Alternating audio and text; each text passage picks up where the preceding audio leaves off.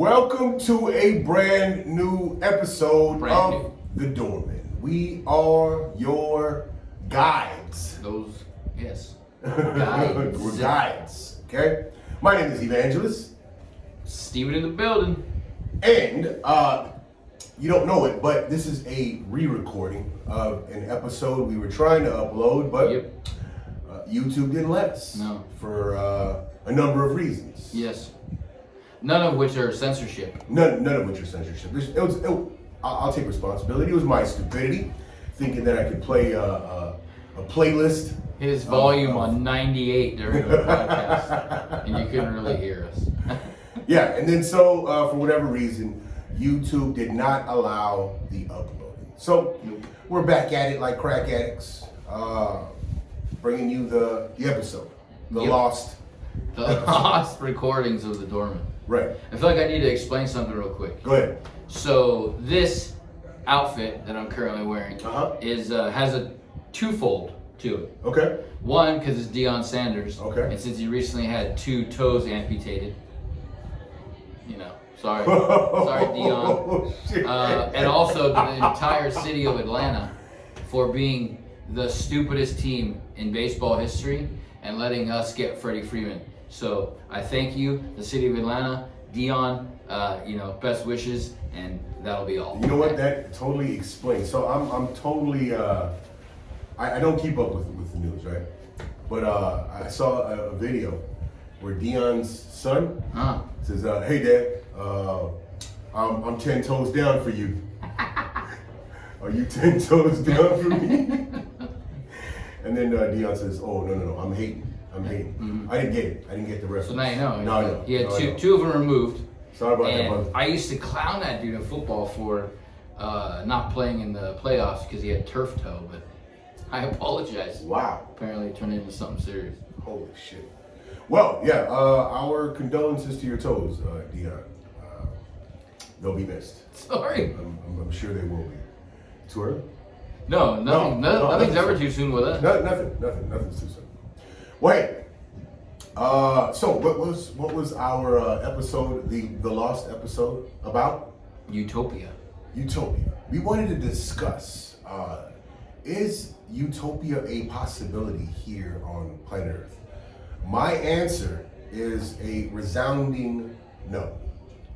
Well, our answer. Yeah, both of ours. It's a ridiculous concept that is creeping its beady little eyes around the corner, and it's just right there if you don't let it. Right. So, I'm gonna explain why I believe that more than the impossibility of a utopia, it's even further lost the idea that you can provide legislation that will, create this utopia. And so the reason why we've decided to pounce on this is what's going on today, right? In America, we have young people who are voting idiots in office that they believe will create this perfect, harmonious place. Also eager to be a part of something or say they were a part of something. Right. And it's absolutely is absurd a good word to use? Absurd. I don't use words like absurd a lot, but ludicrous. Ludicrous. Ridiculous. Absolutely. So insane. I'm gonna provide an explanation that touches on a little bit of spirituality, that touches on a little bit of personal philosophy, but I'm gonna start with a story. And this I explained it in our last episode, this story. But it's a story that was in the Bible. I believe it was even older than the Bible. But it was the story of the Tower of Babel, where a group of people, a civilization, a population of people, decided to make a tower that would reach to the heavens so that they could be one with God. So God looks down on this group of people as they're making headway. This tower just seems to grow taller and taller, getting higher and higher, reaching into into the sky, and then he decides, okay, they're doing so well because they can all communicate with one another. I'm going to change their languages. Bam, he changes all of their languages. No one speaks the same language anymore. And I'm not sure if it was every single person spoke a different language or it was just a bunch of different languages were introduced. But they could no longer communicate with one another. And what had happened was it caused the project to come to a halt. They were no longer able to communicate, no longer able to work together for this, for this goal to happen. So what did they do? They dispersed throughout the earth. So this is the way this is me paraphrasing the Tower of Babel story. So moral of the story is, we weren't created to face perfection here on planet Earth as a group. As in my Christian programming, we were taught that this existence here on planet Earth is a separation from God. Temporary home. Temporary home, right?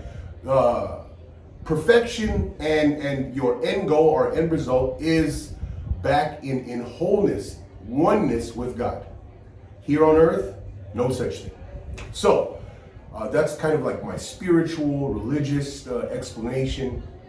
But I believe the moral of that story is that we are here on this earth to find out what this individual can do, right?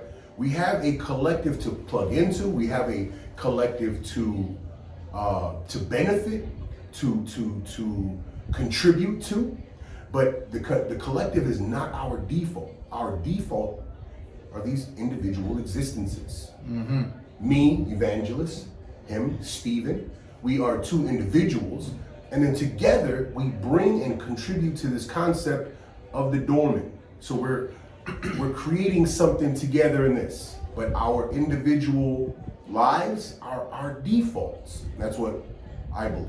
Right. That's my. So Utopia can't exist the way people are trying to force certain things nowadays. Utopia, in my mind, is people who have differing opinions. Differences of opinions is a utopia. Because if we all agree on one thing, or we're all forced to believe one way, then what's the point? You're just kind of a drone, a zombie, walking amongst the earth. Cookie cutter people. Yeah, you're just an animal at that point. You're just programmed. You're not using the thought process. You're not using your own free will. You're just following blindly like sheep off a cliff. Him and I don't always agree on everything.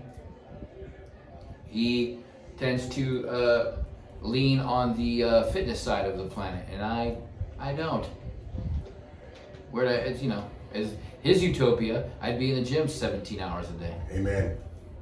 In my utopia, me and him would be eating Spam 17 hours a day. On a different quick note. Side note. We are going to do, and it's coming up, and I don't want to give a date. We are going to do a musubi giveaway as a marketing ploy. One day you'll find us at a musubi maker near you, where him and I will be giving away free musubis to help promote our program. Near you if you're in the city of Carson. Near you if you're in Southern California. We may decide. What if one of our fans is in Hemet? Are there musubi makers in Hemet? Is there an LLL I don't know. Hemet? Mom? Grandma? Find Grandpa? out, guys. Let us Leave know. a comment. Let us know. We should come out there to Hemet and give away free musubis. Now that you said that, my family's going to hold your feet to the fire with that. Well, if you can find us a good musubi maker, and Steven confirms the quality of these musubis. Oh, wait, I have to go test? Yeah. Oh, no. This is how it's going to work. You confirm the musubi is made in Hemet. He's the musubi expert. I'm the rookie to the musubi game. We will both go. We'll go and test. And then we'll give away free musubis. Mm-hmm. And to all the wonderful people. Are you saying that there are not a load of Well, there's wonderful three people. 3 people in Hemet I know. Well, there's 5 total in Hemet that I know. You know 5 people in Hemet. 3 of them are my direct family. Okay. 2 are other people that I know, and they're solid individuals, all 5 of them. The rest of Hemet I can't speak for. Hey, but if you can find a musubi maker in Hemet, we will be out there giving away free musubis. Mm-hmm. First off, promoting musubis. Yes. And then promoting. Because if you don't know about musubi, you're missing out. that's a utopia you need That to is- dive into. That is a key to the utopia. I think the key to unlock the utopian door Spam musubis. in the shape of a musubi. Mm-hmm. Anyway. That would be my currency in my utopia. Tradable. Yes. Very As tradable. we said in the last long lost episode, I will give you 13 musubis for a television. What a trade. Flat screen. What a trade. How big though? For 13 musubis, that better be 13 a inch? 75-inch television. 75-inch television for Yeah. 13 musubis. Yeah, Right. they're expensive now. Oh, shit. The musubis, not the TVs. So, back to our utopia. Yeah, it just seems that today we're especially the young, they just feel like we don't have enough problems. As a matter of fact, this is America. We don't have very many problems, right? Again, we've said time and again that our poor, our homeless, have access to resources that middle class families in third world countries don't have access to, right? So I mean, we see these young people creating problems, needing acceptance. Every small pocket of outlier groups needing acceptance, right?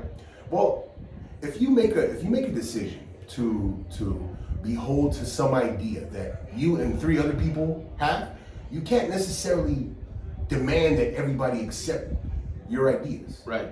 Right? So if you think, oh man, I'm a part of this group that we just like to go and grab electric eels out of the water and we like to stroke them. Like, who the hell is going to condone you and your preferred activity? Like, it's not. Oh no, there'll be a care package. Right. Care of the United States government. We support eel strokers, and if you don't, you're a bigot. Yeah, you're a bigot.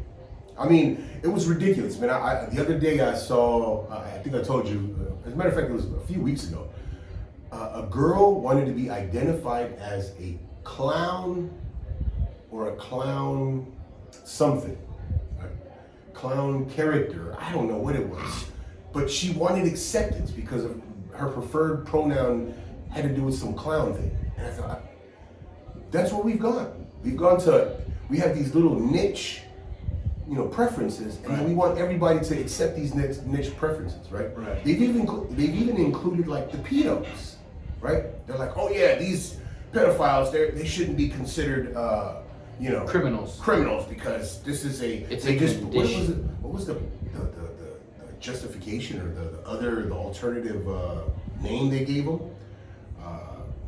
Minor, something having to do with minors. Yeah, minor right? attracted. Yeah, like what?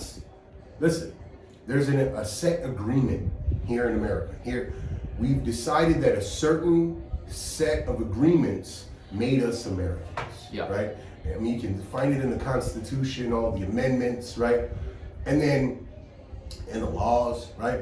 So these agreements were what we considered the agreement that would hold us to being citizens of this country.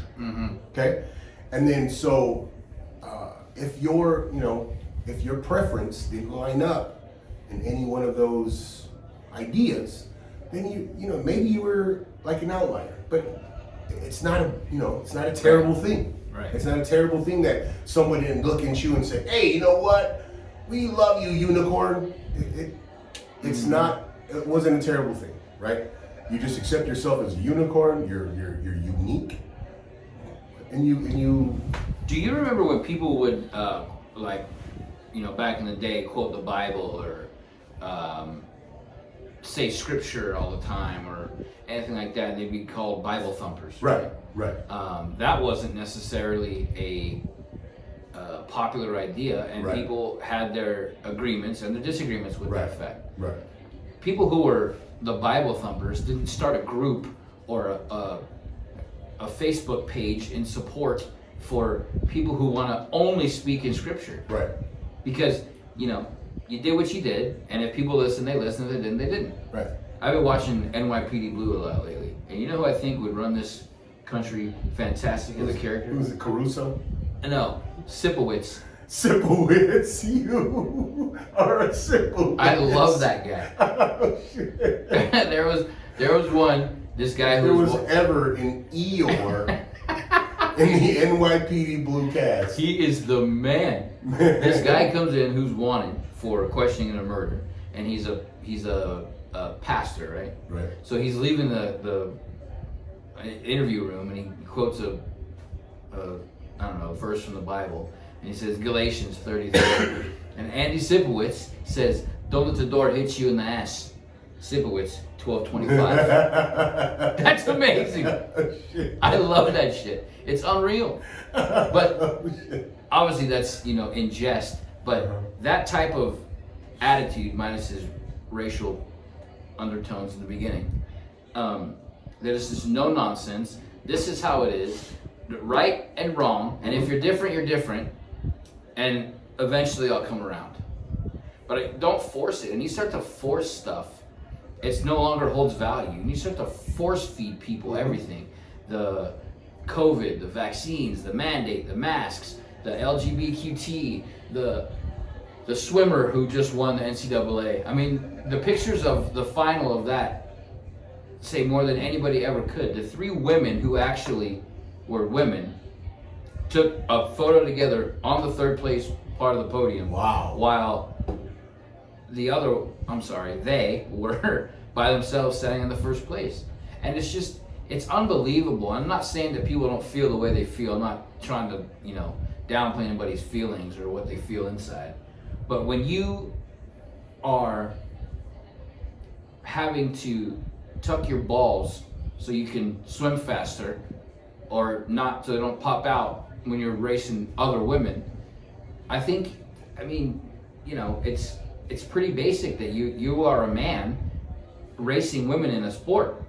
You see the video of the guy that was trying to convince this lady what was going on was correct, and No. he's like, "Are you a biologist?" And she's like, "Oh my God, I'm not an astronaut, but I know what space is. I'm not a vet, but I know what a dog is."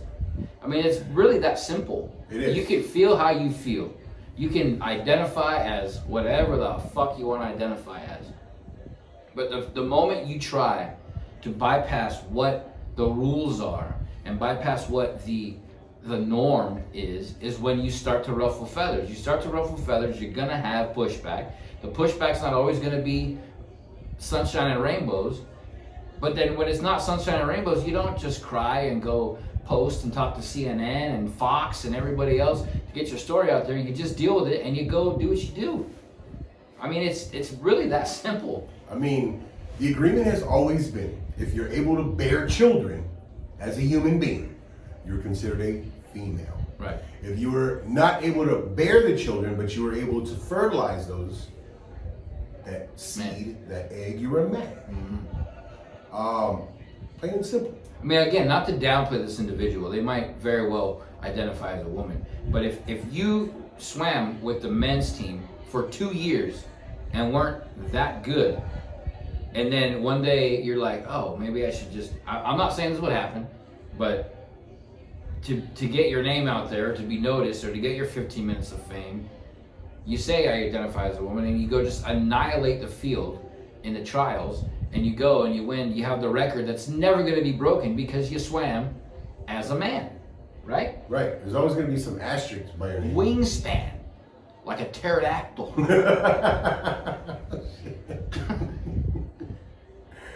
Yeah, I mean, I don't get. I mean, listen. Again, we're not here to spit on people's feelings. We're not here to downplay anyone's belief in themselves. Throwing our thoughts out there. Yeah. What are we here to do? We're here to put our thoughts out. We encourage your thoughts to be brought out as well. We intermingle these thoughts, we talk it out, and may the best thought float to the top and become acceptable. Right? I think that's the idea in social discourse. That is the utopia. Yeah, in itself. when people can accept that, Right. that would be a utopia. Right. Right. 20 years ago, as bad as the world may have seemed, there was a loose utopia because things happened, people dealt with it, and they moved on. Things didn't happen, the world didn't shut down, and there wasn't a press conference about that thing that happened to make everybody feel bad who was for that thing that happened, or didn't think that that thing that happened was that bad, or whatever the case may be, and then it becomes a giant political issue. If politics are behind your beliefs, you don't got much leg to stand on, I don't think. And then so, going back to this transgender swimmer, right? The idea that there had to be some person in some authoritative figure to okay this, Right. her or its participation or their participation in this, that defeats the purpose of a utopia, right? Because you have this large population of genuine women that have been working hard, training to compete against other biological women, and they're being forgotten. Well, the woman that finished 17th in that race, they took the top 16 in that race. Oh, wow. So that girl that busted her ass her whole life finished 17th. What if that transgender individual was not there, would have finished 16th, would have made it to whatever the next round for them is or was. So there's always an exclusion of someone. Right. So in this world that has you to be a guys loser. In this world that we're appearing to condone, right? And I say we, I mean society seems to condone this world of inclusion, inclusivity, right? You're always going to exclude someone, right? So instead of allowing these natural rules and laws to take place, we're kind of inputting all these unnatural authoritative moves to include this. It's a good example of this kind of stuff that's like the Girl Scouts and the Boy Scouts. I remember, I don't know, I'm sure every year it happens. Some girl wants to be a Boy Scout because they might do different stuff. Right. Not necessarily cooler stuff. I was in the Boy Scouts and I remember being bored out of my mind. Because I was in a Christian version of the Boy Scouts. The Royal Rangers. Wow. Yeah. That just sounds old. You are significantly older than me. But anyway, so Girl Scouts. We tied knots. Yeah, I don't even remember what we did. I mean, I remember getting badges and stuff, but I remember not really doing anything. Yeah. You know what I mean? Like, you got the badges because you were there for 2 weeks. Like, here's your fire building badge because you know how to let a match. You know what I mean? But properly. Yeah. But can a boy go sell Girl Scout cookies? Never happened. Because if a boy wanted to sell Girl Scout cookies, the Girl Scouts would say, no, you have the Boy Scouts. And a girl wanted to be a Boy Scout, then they'd be like, no, you have Girl Scouts, right? Right. And it's a young age, and they're not really know the difference. But I think I remember them, either one of them, one way or the other. Boy wanted to be a Girl Scout, girl wanted to be a Boy Scout, whatever it was. And the Scouts were like, no. That's not how it works. Right. Because there are rules in place to prevent this very thing. Because what if, God forbid, something happened to your child and you totally forget that you went balls to the walls fighting for your child to be a Boy Scout or a Girl Scout? Something happens and you totally forget that fight you put up and say, how could this happen to my child? You put your child in that situation. That is not a utopia for the child. No longer wants to do it. It's become such a hassle. Like, why would you want to? Right. I remember when in baseball, like, there was a girl on my team. I never even thought, this is stupid. I never even thought, oh my God, she's not going to be good. She just was there. I was 12. She played, and she happened to be a flame-throwing left-handed pitcher. When they're that young, though, it's kind of hard. The girls and boys, there's not physically that big of a difference. Right. But as they get older, as puberty takes place and the testosterone starts to pile up in a male, that's when That's when the differences start to appear. But in that situation in baseball, when I played, there wasn't a girls' league. Now there is a girls' league. Right. But, you know, the girl wanted to play baseball, so she played baseball. Amber Johnson. You remember her name? Mm-hmm. First and last. You know, I remember when we were kids, first and last names were a thing. Number 11 on the White Sox. She was a pistol. Man, I wonder if she's still out there. Maybe. Hey. Well, hey, this is what I want to touch on.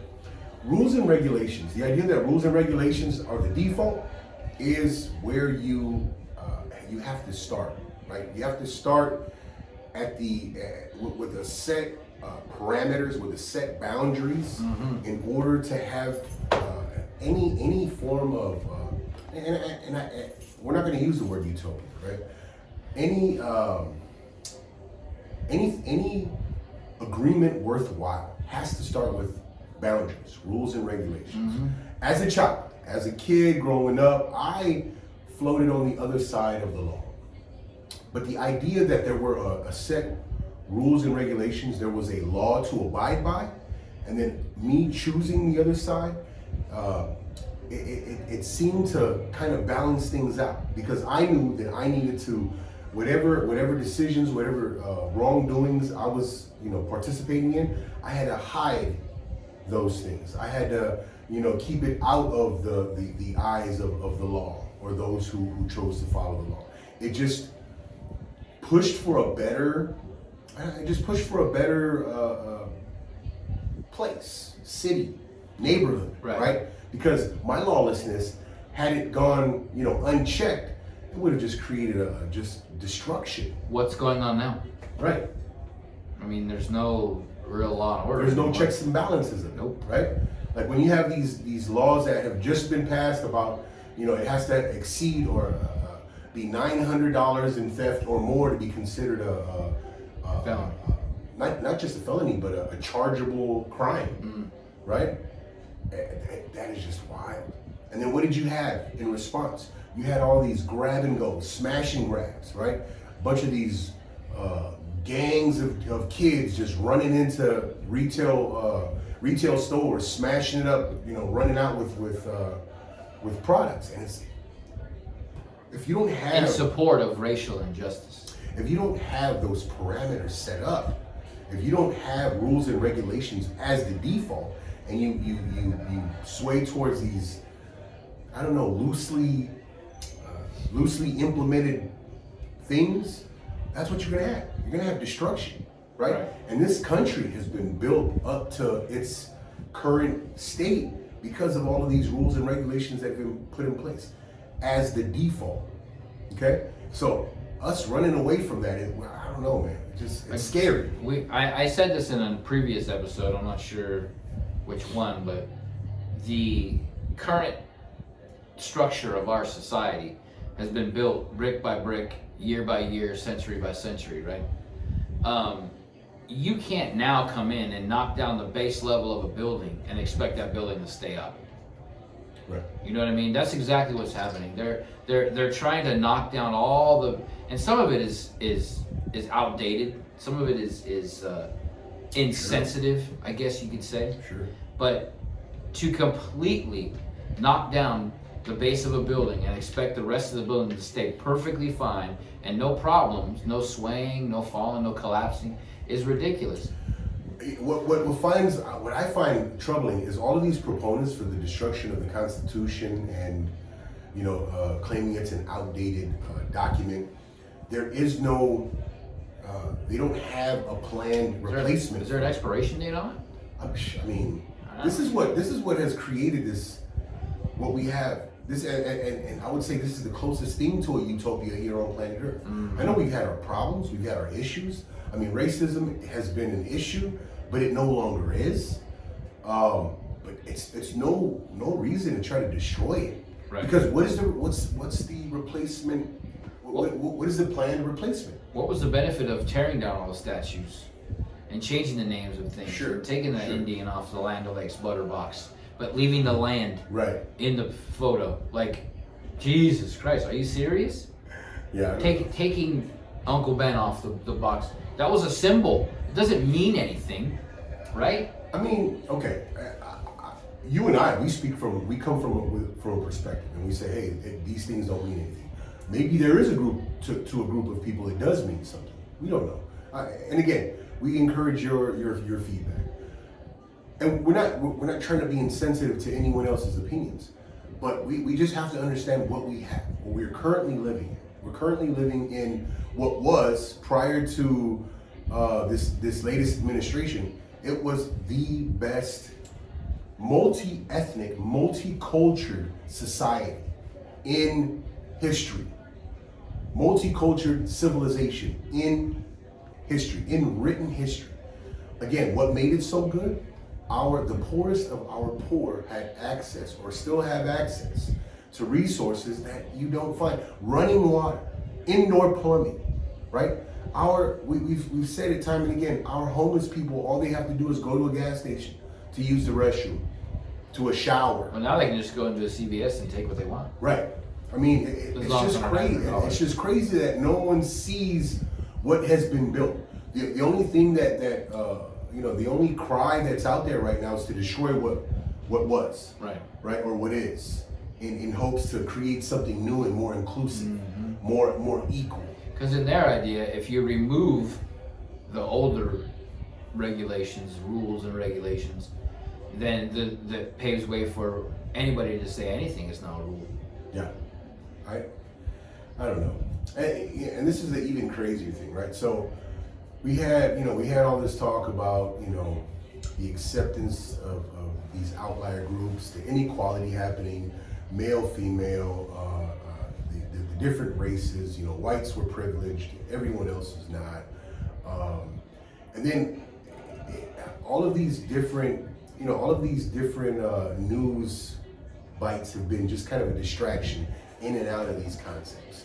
We went from that to the COVID pandemic, and then we sat there for a while, and then we went from the COVID pandemic back to the inequality. Then we went. Now we're going to this. We went to the Ukraine-Russia situation, and now we're back to the inequality, and it just seems like it just seems like a lot of chaos as far as information is concerned. But one thing we've always prided ourselves in is the fact that we're hoping to reach things at the core, right? So if we go to the core of a situation where each of us work on our individual strengths and weaknesses, and we build ourselves up as individuals, we can withstand whatever comes, right? If you're fortifying your own education, you're fortifying your own health and fitness, you're fortifying your own, your own economic status, you're going to be able to withstand all of these situations that come and go, right? But if you're constantly looking for this collective utopia to latch on to, and then that's the way you're planning on, moving through this existence and praying for, success in your life, you're in trouble. You're absolutely in trouble. Because again, if you're not looking at your own, your health and your fitness, here comes another pandemic, bam, or some variant of this last pandemic, bam, you're stressed out. You're looking to remask, double mask, triple mask again, right? Or if you don't have your own, resources in check, all of a sudden you're going to be looking at this Ukraine-Russia situation, maybe a remix, maybe something else that's happening in China, Taiwan, right? And then you're just going to be scrambling around because you don't have your own fortification set up economically for yourself, right? It's about you as an individual making sure that you have all of your bases covered, right? Finding your peace of mind first and foremost, finding your health and fitness, finding your, and then moving in towards your economic stability. You have to get these things right. And then all the while tapping into your circles, your family, first and foremost.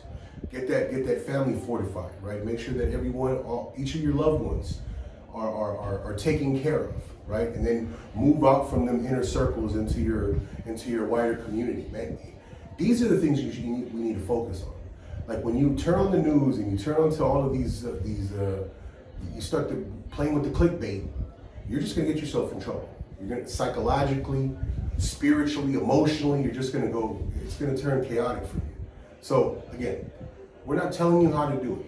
All we're doing is suggesting that, hey, this is not a place for you to latch on to these crazy, wild ideas where, you know, unless it's our ideas. Unless it's a Musubi driven idea. But, yeah, come on, dig into yourself. It starts from within, and then it works without. Yep. Couldn't have said it better myself. Granted, he uses every word in the dictionary to say that. Hey. But he's very well spoken. I try. He's learned. I try. It's a very thoughtful explanation. Speaking of a utopia, I think there's a utopia in Chavez Ravine right now. Oh shit, what's going on over there in Chavez Ravine? Dodgers got Freddie Freeman. Oh shit. We now have 4 MVPs on our roster. So do 4. we 3 in the lineup. Are we predicting another trip to the World Series? Yeah, Yum? I'm gonna go ahead and say yes. I'm gonna say yum. I mean, we have a hell of a lineup on You heard it paper. here first. Dangerous At the doorman. On paper. on paper. Okay. It's always about. I mean, you could anything on paper in baseball, but you still gotta play the game. Right. And man, did Atlanta screw the pooch on that. Hey, shout out to the Dodgers. Yes, If I were a baseball fan, definitely would be a Dodger fan. you have to be, or this would be over. I wouldn't be able to. You gotta admire a man who stands strong in his convictions, man. Yes, Dodgers all the way. But yeah, the idea of a collective utopia, I think we smacked it on the head. It's not a go. It can't Not be. possible. It's not sustainable, as my man always says. Sustainability is the key. Yep. Right. Hey, this is why sustainability is. It's this phrase, right? So in my Christian programming, the idea of God, right? The attribute given to God is that He is the same yesterday, today, and forever, right? That is permanent sustainability. So we want to bring God-like attributes to our lives. So sustainability is key in that. So we have to move towards everything that's going to sustain or is sustainable. Because if it's not worth looking at. What else you stay away from is the blame game. Yeah. Oh, It's not always that's somebody definitely else's fault. that's definitely unsustainable. Right. I Right. mean, you can only blame somebody. You know, the only president who can't be blamed for anything is Washington because he was first. Oh, but guess what? They have found things to blame on here. Oh, he had 300 slaves when he died. But again, to sit back 247,000 years later and Right. dissect it, it's just like when you are sitting at home watching a sports game, or when you're sitting at home watching the news and you see somebody, police officer involved shooting, you're like, well, I wouldn't have shot my gun. You have no fucking idea what you would have done in that Right. situation. Right. You know, I love Jordan Peterson. I've spoken on Jordan Peterson time and again, because we think about the Holocaust and the Nazis and what they did to the Jews, right? And it's always, you know, it's always easy for people to say, oh my God, what were those Germans thinking? What were those everyday people thinking when they watched these Jews getting, you know, herded like cattle onto these trains and knowing where they were going, knowing the mistreatment? I wouldn't have done that. So easy for people to say that. Right. And Jordan Peterson says, no, you probably would have done it. You would have sat by and watched that exact thing happen. Right. If you were the average German in that situation. Kind of the same thing going on in Russia and Ukraine right now. Right? It's a matter of a majority of your population. If you're in a majority group, right, and this small minority is being mistreated, how likely would it be you to stand up for this small minority group? Who knows? Who knows? We could say, many times we have found ourselves in situations as bouncers, doormen, where we had to save people. We had to save people, whether we had to find this person worthy of saving, right?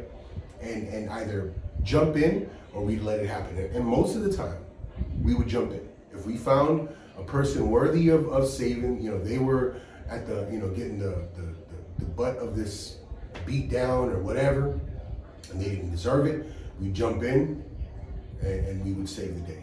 But what if, what if you're not that guy?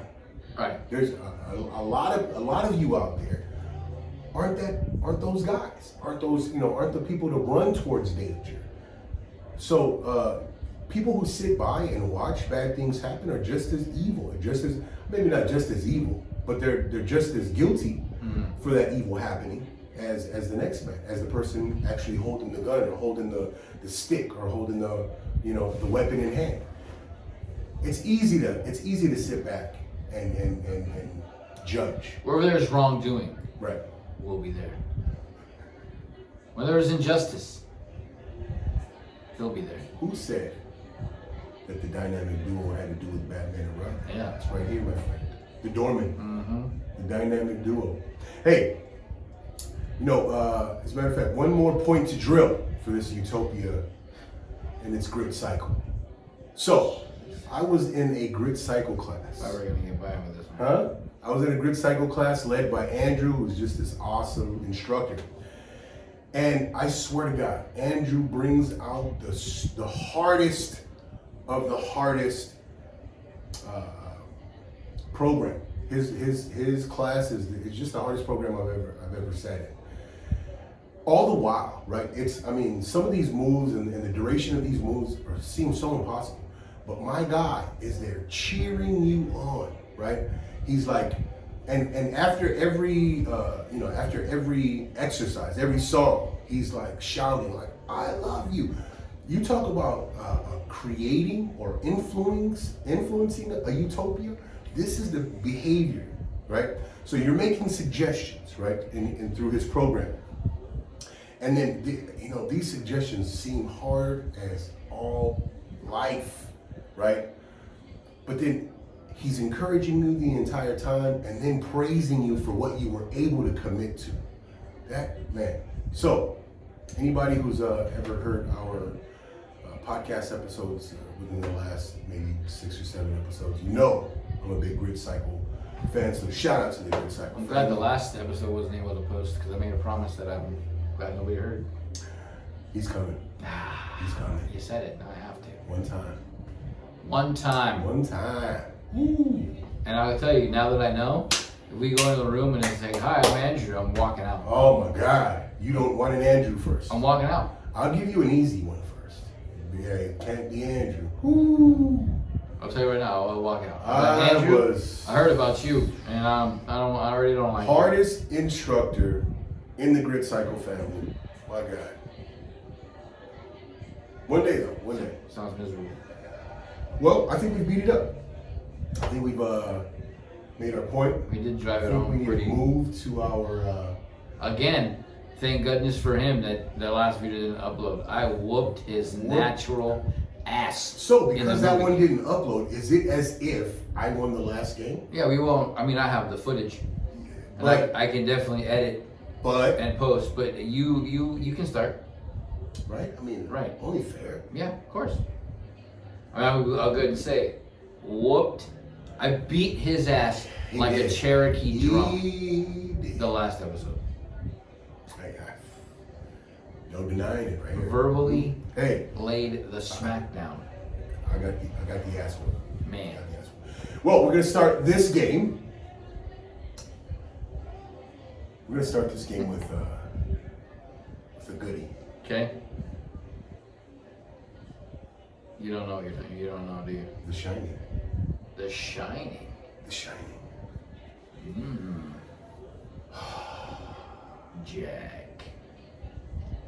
Jack Nicholson. Okay. Let's go with anger management. Ooh. Adam Sandler. Why? You could have picked anyone. I could have picked anybody and you wouldn't have known. 50 First Dates. Ooh, Sean Astin. Sean Astin is in 50 First Dates. That guy is also.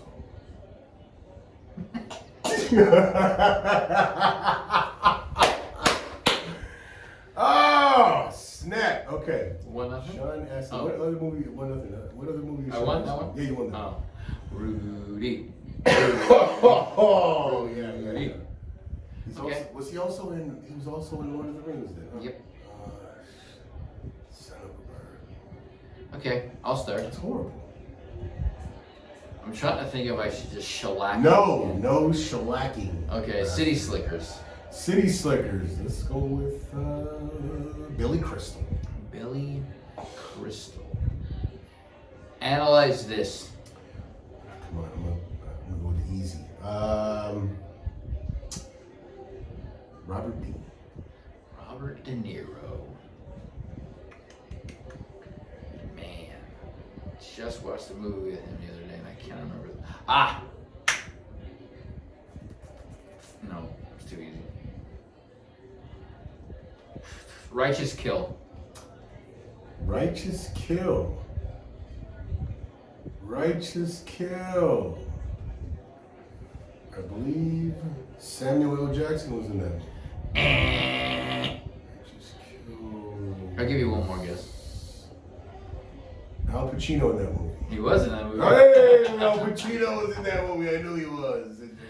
Al Pacino. He was in Righteous Kill. Scent of a Woman? Scent of a Woman. Al Pacino was in Scent of a Woman, but who was his co-star? It was the guy who played in Batman. Not his Robin. name. Parents didn't name him the guy that Yeah, but I mean, it was that guy. What was his name? Christopher Robin? No.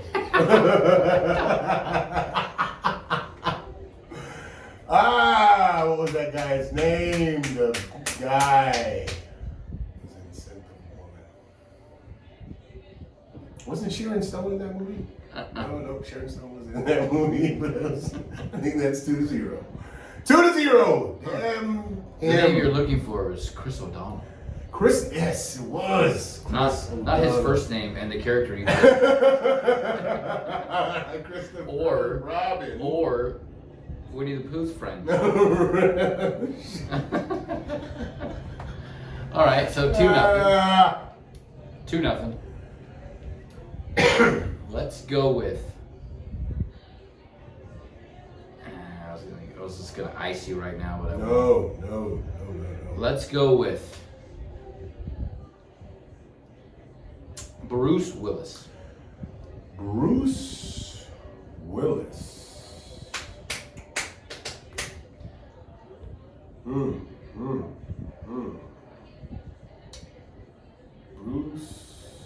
Willis was in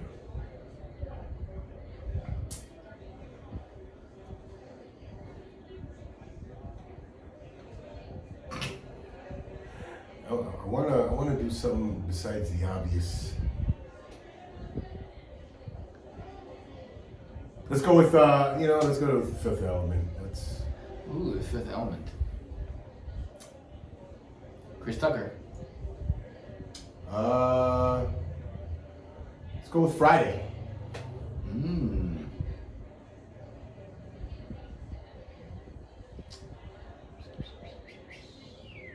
Bernie Mac. Bernie Mac was in Ocean's 11. Nice, good save. Don Cheadle. Don Cheadle was in Captain America. The Winter Soldier, right? Yeah. Was he?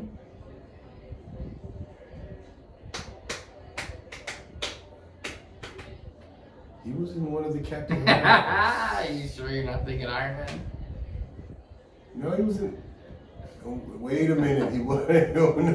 No. We can't go with Captain America then. Don Cheadle was in. Dude, there's a countless number of Don Cheadle movies. Why can't I think of a single one? Okay, I'll take it back. Hold on. Don Cheadle, come on.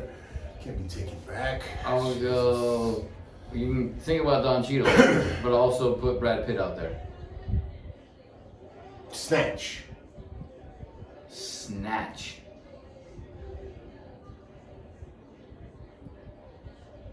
You would have picked the one movie with a fucking bunch of Irish people in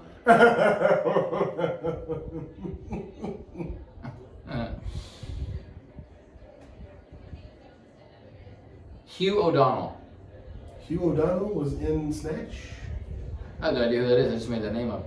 Sounded Irish. Did I win? 1 round. 1 round. Also, 1-2. Also, let's. I mean, you picked Brad Pitt after I said Don Cheadle. Right. But, so he yeah. would have technically won that, but So he's keeping it going. He's yeah. keeping it going. I like it. You can start. 1-2. All right. I like how you said, is Hugh O'Donnell in that movie? Like you knew who the fuck that was. I don't even know who Hugh O'Donnell is. Let's go with Shelley Duvall. Shelley Duvall. You're kind of sick on The Shining, aren't you? I'm just kind of stuck on it. Mm.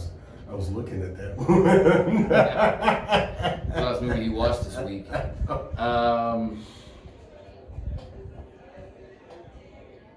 I'll say The Shining. Wait, you can't repeat, remember? We can't repeat. Oh, you're movies. right. You're right.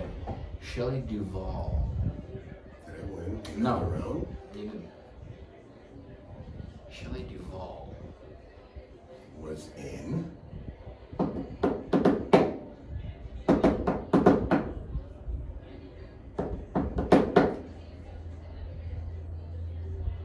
Did I win another round? Yeah. Hey! 2-2. Oh, who was she in? Home fries. You could have picked Popeye with Robin Williams. You could have picked.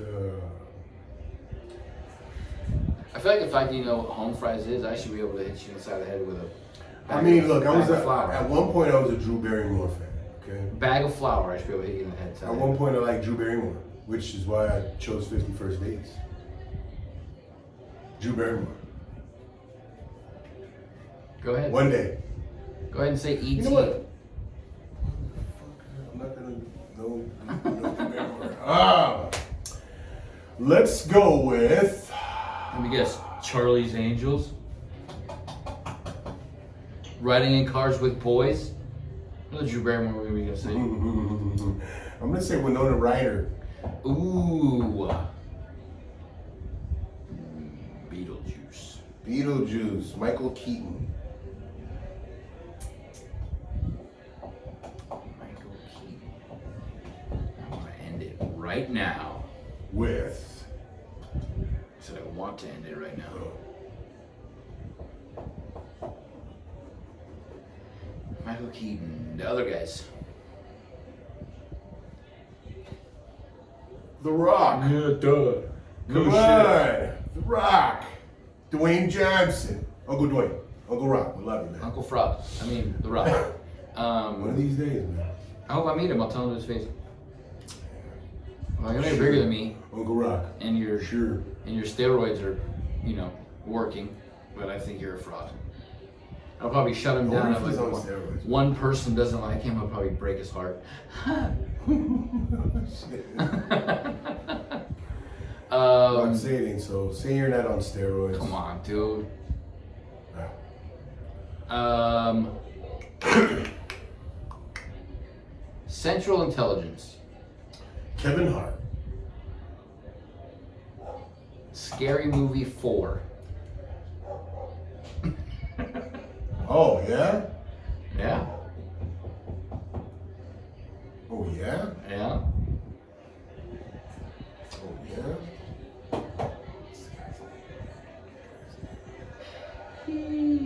Hold up. Yay. Scary Movie 4 also had. Come on, that guy's name. Anderson. His name is like. What's his name, dude? Comedian.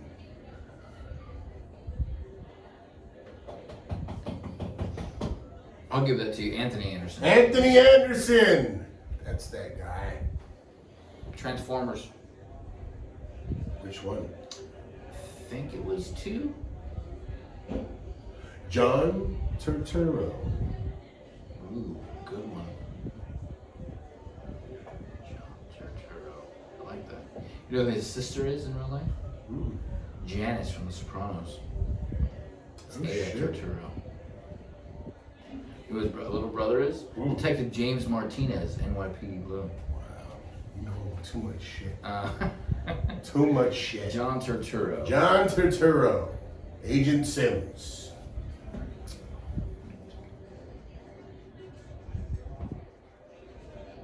The Big Lebowski. Jeff Bridges. Tron. The new one. The new Tron. I don't even remember seeing the fucking new Tron. You win. It's over? It's over. Oh. Guys. It's really wild. I put up the biggest fight I could. It was decent. It was better than the last time. Yeah.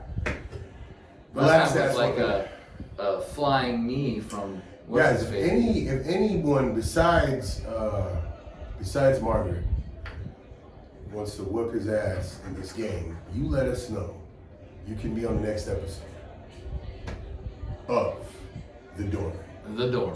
Hey, I don't know if you guys noticed, we've got our bar in the background. Why do you point it out? You should just let people comment on it naturally. Like, hey, were there people in the Well, room? the bar's in the back. Like, hey, were there people in the room? Yeah, it's a full bar, is what you Full say. bar. It's back here. But Thank you. behind the door. Behind the door. Took him a while. But hey, we loved it. Also, if Great you're having wondering, you. the sun is still up. Yeah, it is still up. You didn't talk about the shirt. Oh, hey, Westby, appreciate the shirt. Huh? Good culture, clothing. As I said in the last one, Wesby, this same shirt with this In red. being blue would be amazing. I love it in red. It's He awesome. likes it in red. But he'll take the blue metallic. Right, If it's Wesby? possible, no worries. We're getting it. If not, I'll take the red one. Well, wrapping up the show. That's Thanks that. for joining us. Hey, subscribe, Hit the bell. share. Yep, leave a Take comment. minute. Let us know how much you don't like what we say. Or if you do like what we say. Or if you're like my mother, tell me that I'm a sore loser and that she wants to play me in this game. And we would love to have you on the show. Yep. Hey, when we do our Hemet visit, because you guys have found a musubi maker out there. I have to have my grandpa on it too. Yeah. Oh, you gotta have Talk about laughter? Forget it. fun. Let's go. Well, Oh. until next time, guys. We gone.